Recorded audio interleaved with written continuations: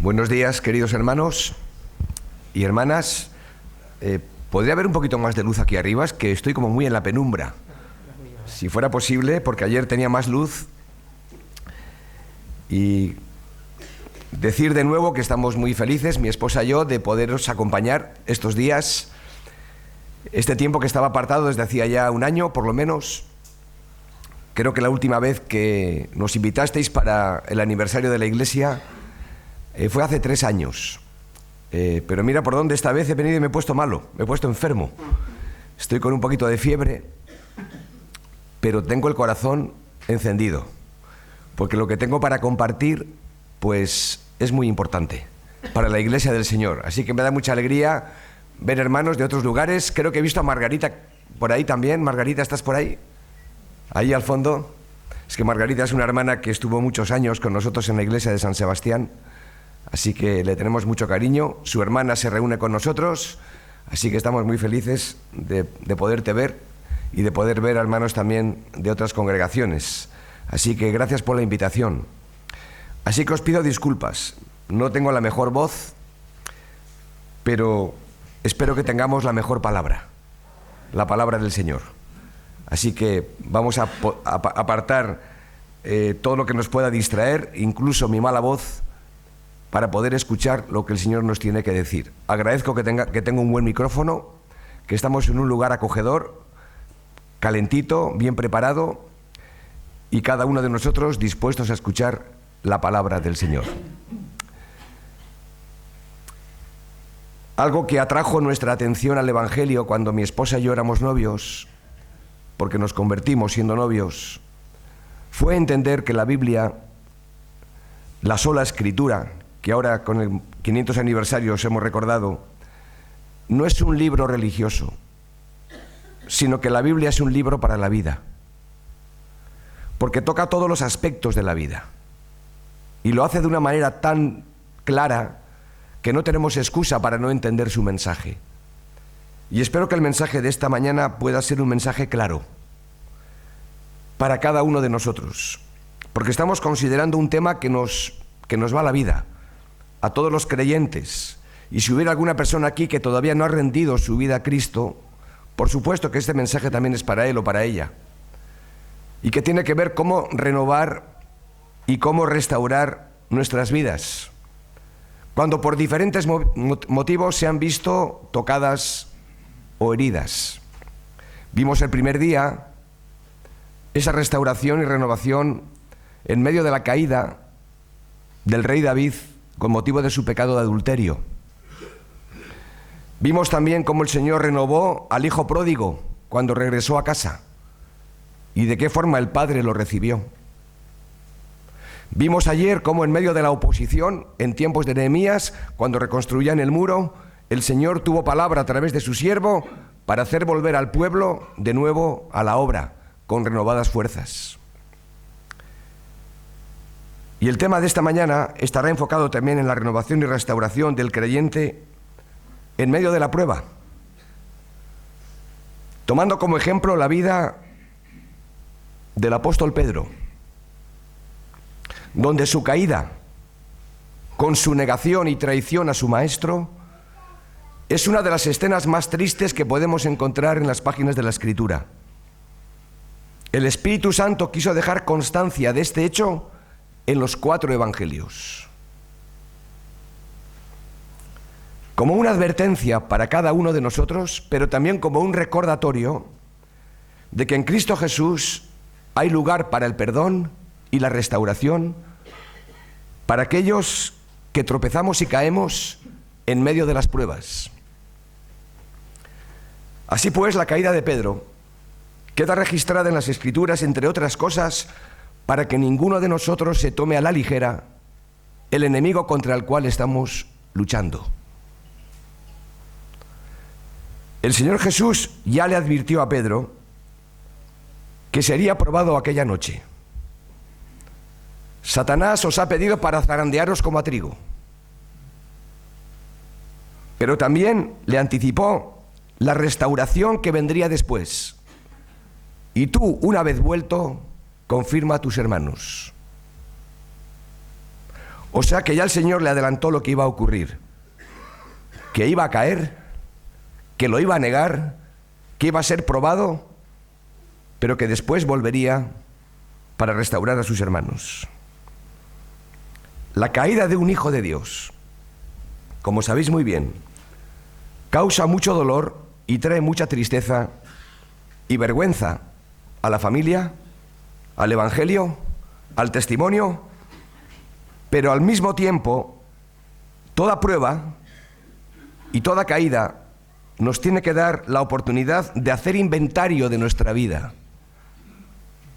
de hacer como el hijo pródigo, de mirarse al espejo de su propia realidad y volver en sí. O como hizo el rey David cuando fue confrontado con la palabra de Dios por el profeta Natán. Siempre que tropezamos y siempre que caemos, tendría que ayudarnos para que eso fuera un momento de hacer inventario, de revisar nuestro llamamiento y tomar conciencia de los problemas no resueltos. Cuando nuestros consejos son buenos para otros, pero no para nosotros mismos, estamos en zona de peligro. Y esto fue lo que le pasó a Pedro, que llegó un momento en su vida donde se confió demasiado en sí mismo.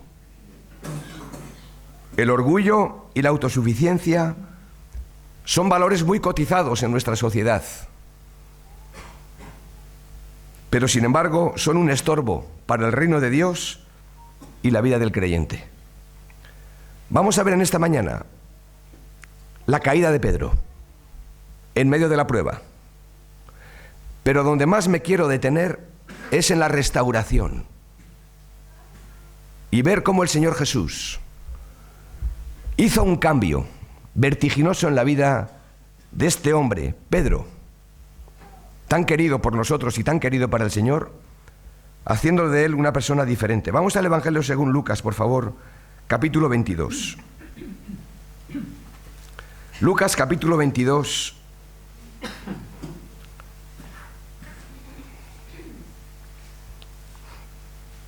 Y verso 31.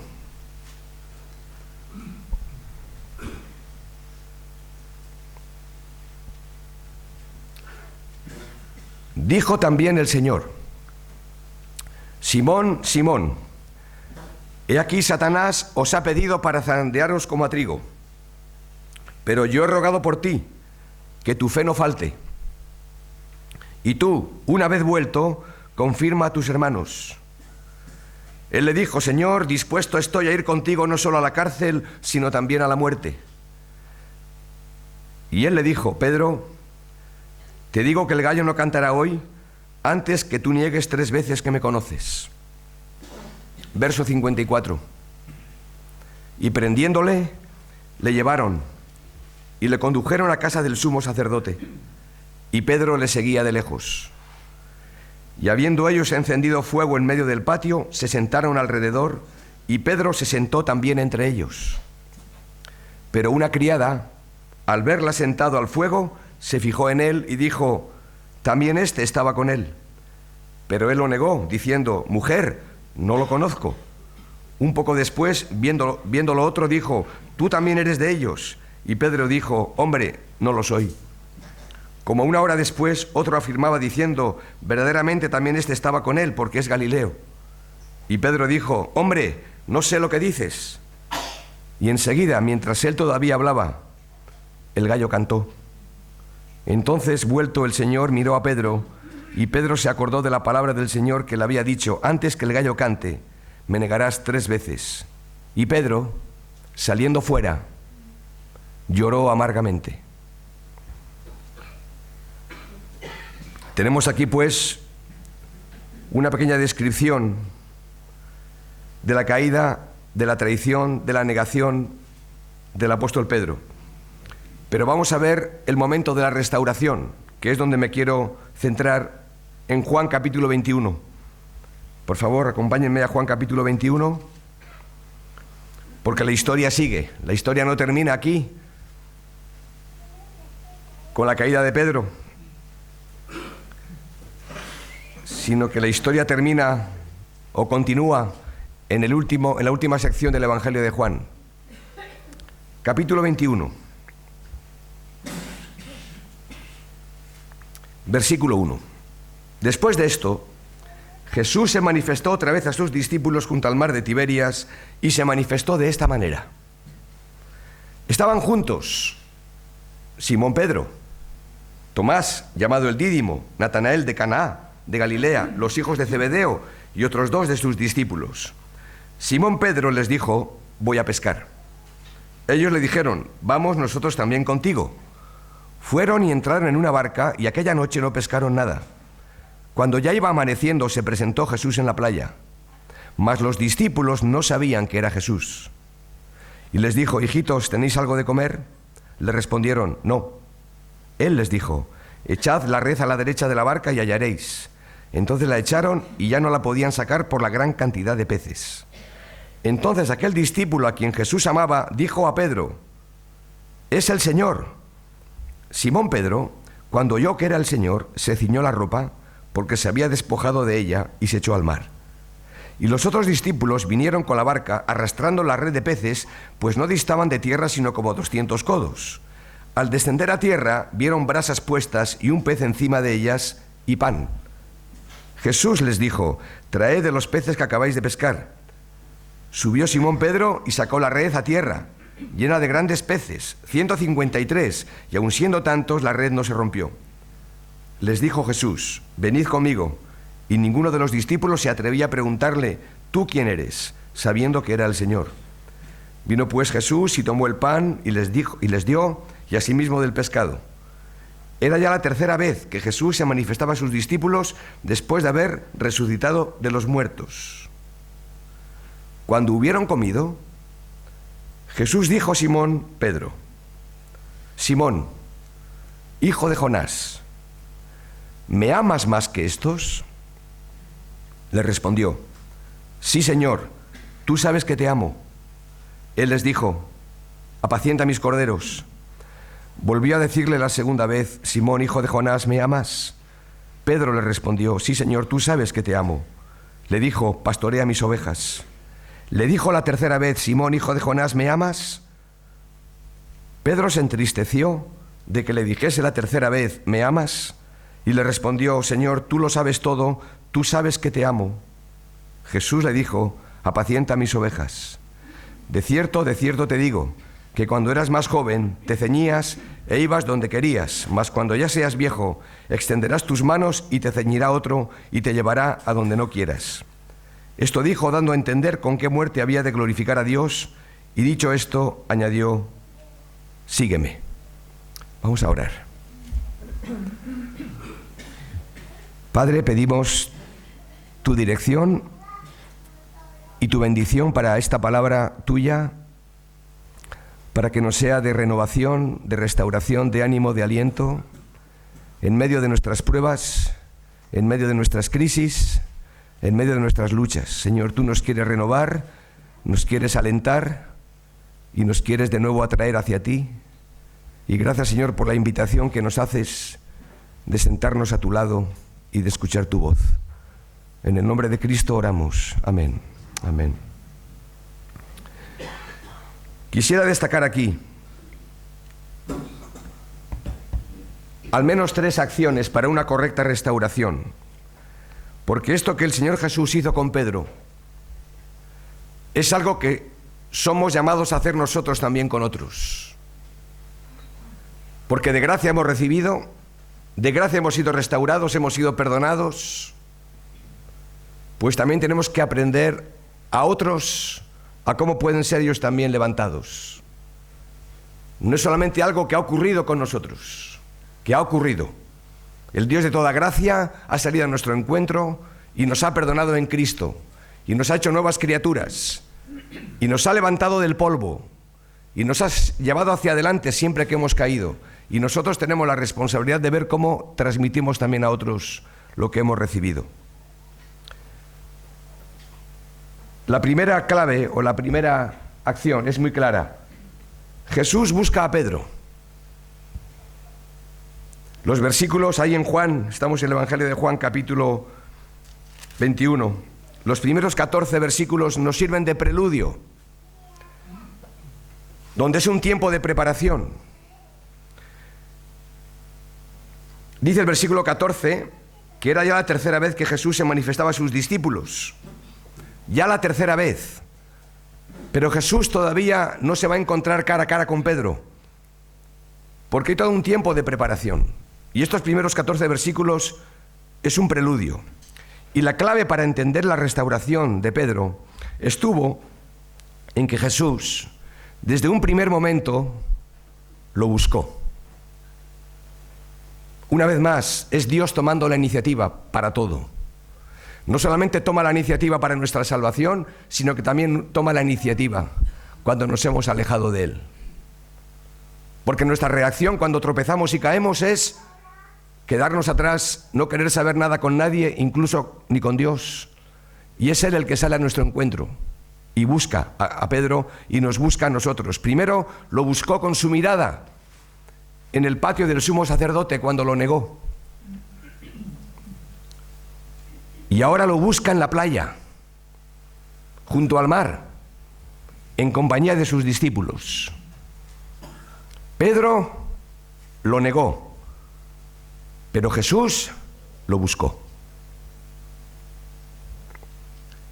Y toma la iniciativa para encontrarse con Él de nuevo. Igual que lo hace con nosotros. Y el escenario aquí sirve de preparación para el encuentro que va a tener el Señor Jesús con Pedro. Y en esta sección de los primeros 14 versículos, ¿por qué será que el nombre que más se repite es el de Simón Pedro? Es el preludio que da paso a la escena más importante. Todo está preparado, hasta un buen desayuno, todo dispuesto para cuando llegan los discípulos, el Señor está para recibirlos. Pero esa es una cita muy personal, en particular para Pedro, donde todos los discípulos van a ser testigos de cómo se restaura la vida de un hombre. Y aquí el Señor no hace nada a escondidas. No busca a Pedro solo y está con él, sino que van a estar sus discípulos para aprender cómo levantar los hombros y la cabeza de un hombre fracasado, como es Pedro. Recordaréis que Jesús usó dos elementos para despertar a Pedro y hacerlo volver en sí: el canto del gallo y su mirada. Y esta restauración que comenzó con la mirada va a verse completada ahora con las palabras maravillosas de nuestro Señor Jesús y el diálogo que van a tener juntos en los versículos 15 al 19, donde nos vamos a centrar. Pedro había negado a Jesús abiertamente y delante de mucha gente, y ahora va a ser restaurado públicamente y también delante de mucha gente. En segundo lugar, pues, Jesús habla al corazón de Pedro. El escenario está preparado, las circunstancias son las diseñadas por el Señor, Él mismo se encarga de preparar el desayuno, llegan los discípulos y Jesús está esperando a Pedro porque lo ha estado buscando.